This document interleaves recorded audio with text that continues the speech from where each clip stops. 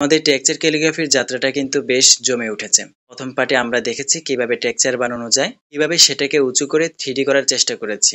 তারপর দ্বিতীয় পার্টে আমি আপনাদেরকে দেখিয়েছি কিভাবে ব্যাকগ্রাউন্ড কালার করলাম এবং কিভাবে ব্যাকগ্রাউন্ডে ছায়ার ইফেক্ট দিলাম, আর কিভাবে এক্সপেরিমেন্ট করতে গিয়ে মাঝে মাঝে ভেঙে পড়লাম। আপনাদের হয়তো মনে আছে শুকানোর পর টেক্সচারগুলো ফেটে গিয়েছিল, তাই না? কতটা মন খারাপ হয়েছিল আমার, তবুও হাল ছাড়িনি, আবার নতুন করে চেষ্টা করেছি।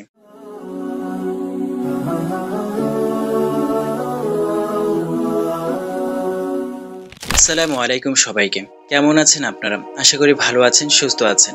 আর আজ আমরা এসেছি তৃতীয় পার্টে।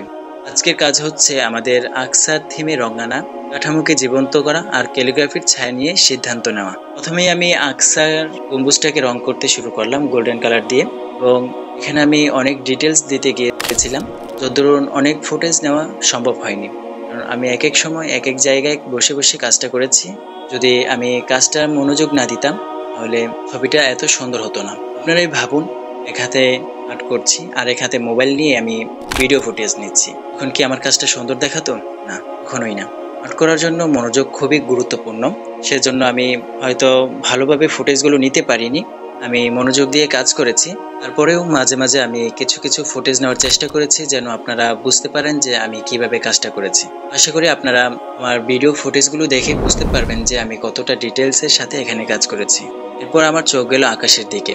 শুরুতে আমি আকাশের রংটা কিছুটা গাঢ় রেখেছিলাম, কিন্তু পরে বুঝলাম এটা যদি আরেকটু হালকা হতো তাহলে আরো সুন্দর দেখাতো। এখন মনে হচ্ছে যেন আকাশটা পুরো ছবিটাকে গ্রাস করে নিচ্ছে, তাই ভাবলাম একটু সাদা রং দিয়ে আকাশটাকে হালকা করে দেব, এবং আমার আকসার যে থিমটা আছে সেটাকে আমি আমার ব্যাকগ্রাউন্ডের সাথে মিশিয়ে দেব।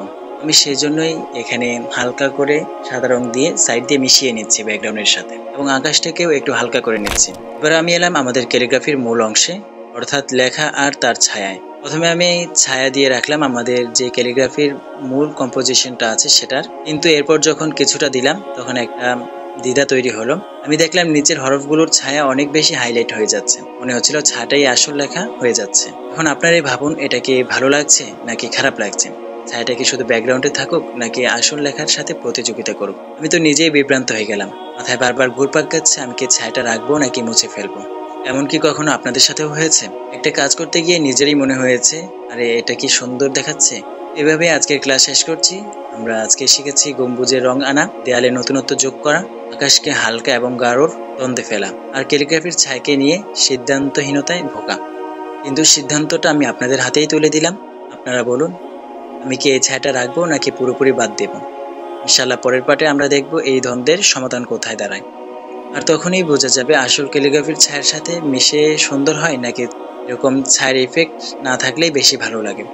তখন ভালো থাকবেন, সুস্থ থাকবেন, আর অবশ্যই চ্যানেলটি সাবস্ক্রাইব করে রাখবেন যেন কোনো পার্ট মিস না যায়, এবং কমেন্ট করে জানাবেন আমাদের আজকের ভিডিওটি কেমন হয়েছে। আসসালামু আলাইকুম ওয়া রাহমাতুল্লাহ।